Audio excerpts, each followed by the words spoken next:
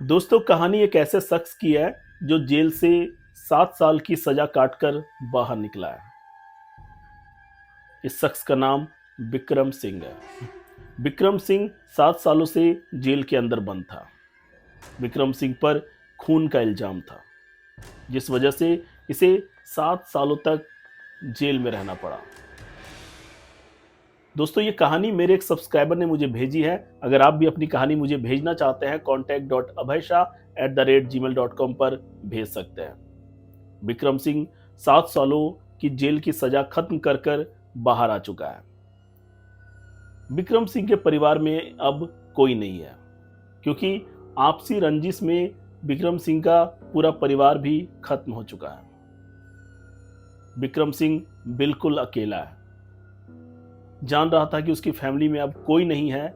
विक्रम सिंह समझ नहीं पा रहा था कि अब वो कहां जाए। विक्रम सिंह चलते चलते एक बस स्टॉप के पास पहुंचता है। विक्रम सिंह देखता है वहां पर एक बस लगी हुई थी, रामपुर की।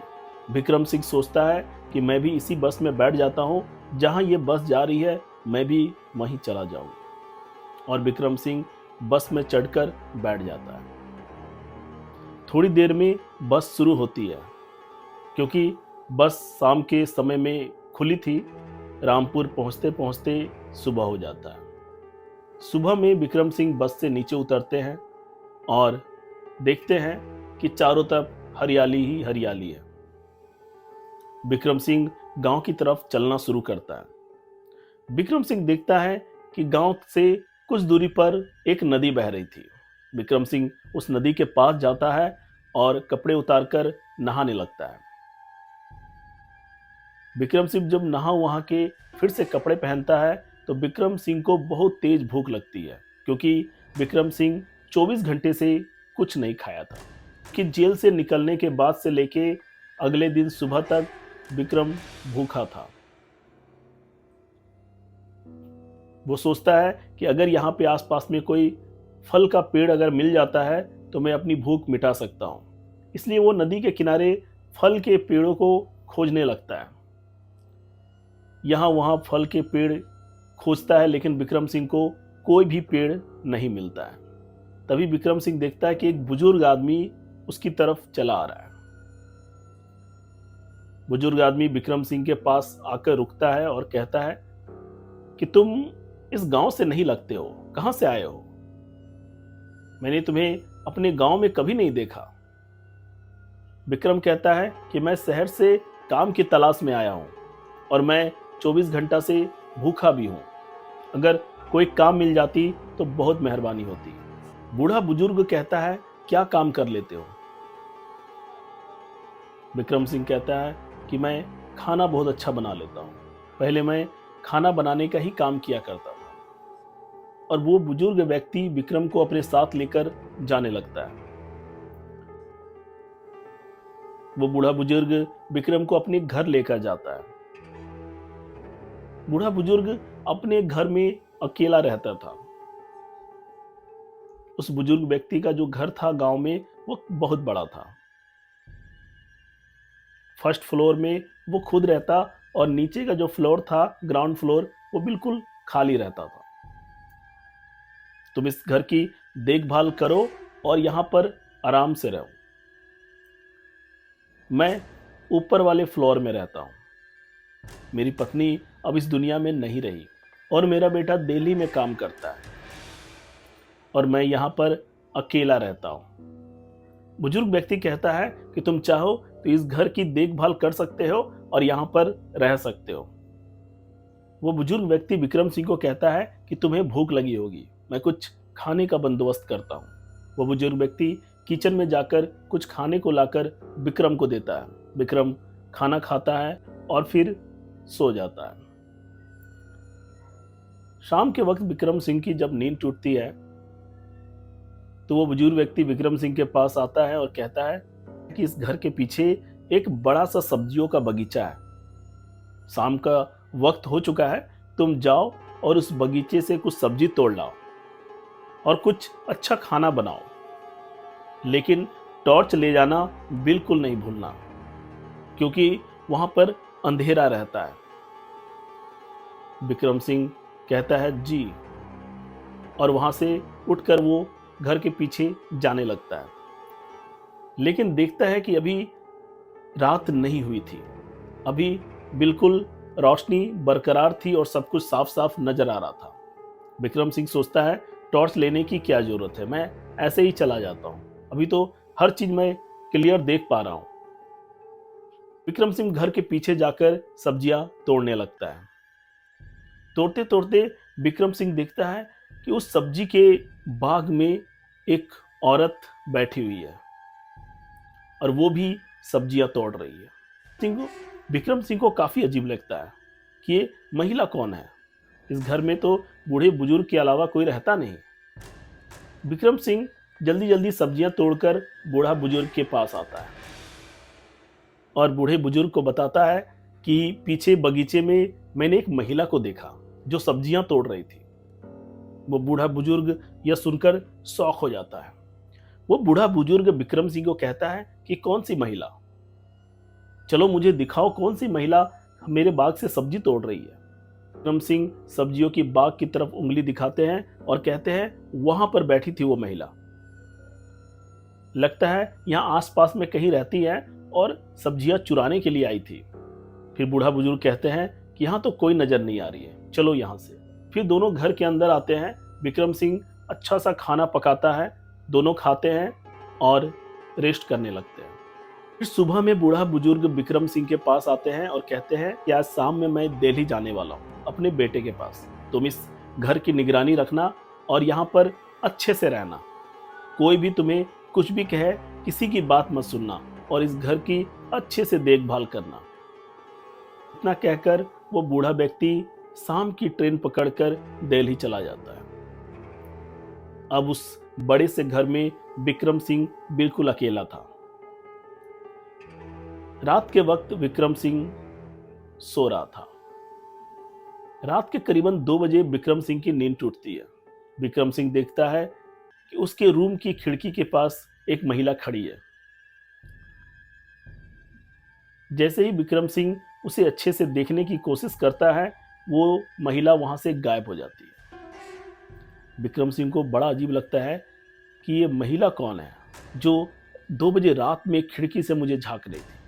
विक्रम सिंह बिल्कुल क्लियर उस महिला को देख चुका था, जिसकी वजह से विक्रम सिंह जानता था कि ये मेरा भ्रम नहीं हो सकता। वो बूढ़ा व्यक्ति जाने से पहले विक्रम सिंह को कुछ पैसे भी देकर गया था कि अगर तुम्हें जरूरत पड़ेगी तो इन पैसों को इस्तेमाल कर लेना।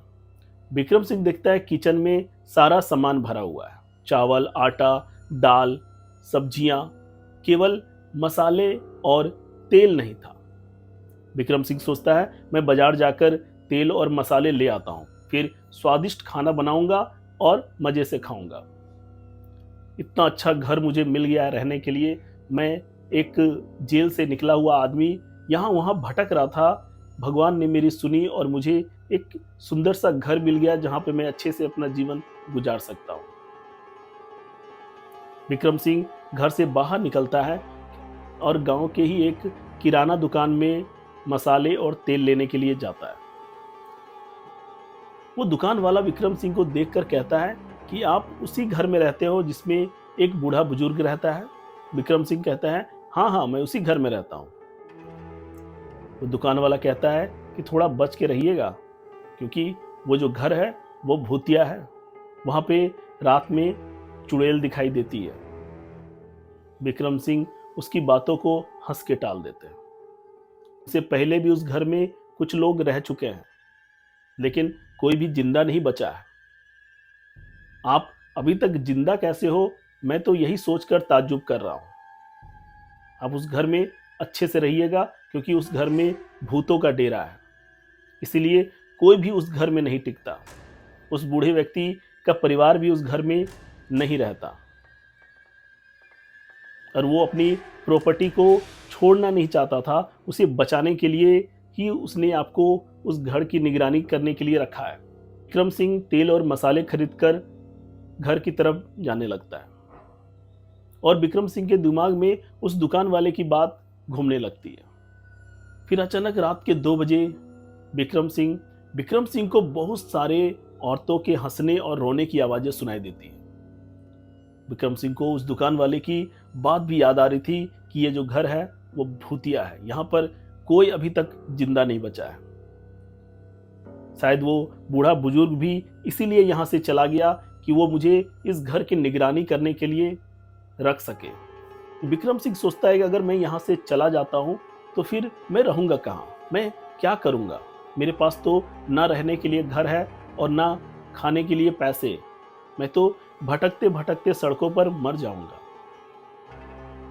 ये घर मुझे बहुत ही मुश्किलों से मिला है, मैं इसे छोड़कर कहीं नहीं जाऊँगा। विक्रम सिंह सोचता है कि कोई भूत आ जाए, कोई चुड़ैल आए, मैं उससे नहीं डरूंगा और उसका डट कर सामना करूंगा। फिर रोज रात में बहुत सारे भूत चुड़ैल विक्रम सिंह को डराते थे, लेकिन विक्रम सिंह को डर नहीं लगता था क्योंकि विक्रम सिंह बहुत निडर था। जब ये सिलसिला बहुत दिनों तक चलता है और सारे जो भूत है और चुड़ैल वो भी समझ जाते हैं कि ये शख्स जो है हमसे डरने वाला नहीं है, इसलिए विक्रम सिंह को भी डराना छोड़ देते हैं। विक्रम सिंह भूतों से ध्यान हटाकर उस घर की देखभाल में लग जाता है। पीछे जहाँ सब्जियों का बाग था, उस बाग में और भी तरह तरह की सब्जियां और तरह तरह के फलों के पेड़ विक्रम सिंह लगाता है। पूरे घर की देखभाल भी विक्रम सिंह इतने अच्छे से करता था कि घर भी काफी सुंदर दिखने लगा था। इस तरह 2 साल गुजर जाते हैं। 2 साल के बाद फिर से वो बूढ़ा बुजुर्ग व्यक्ति अपने घर आता है।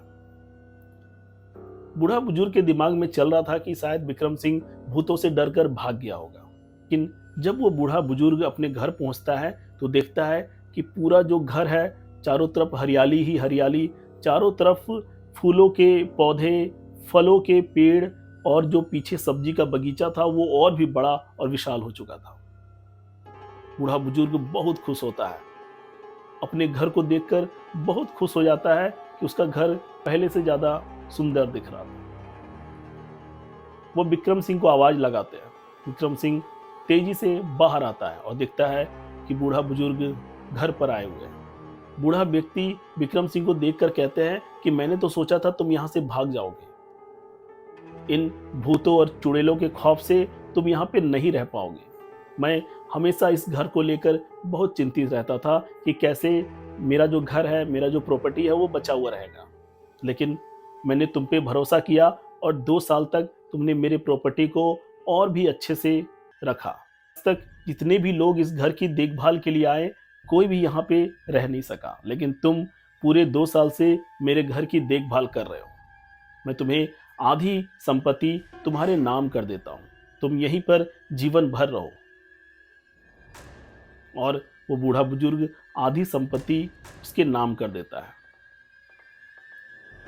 तो दोस्तों, ये इंटरेस्टिंग कहानी आपको कैसी लगी एक कमेंट के माध्यम से जरूर बताएं। Thank you.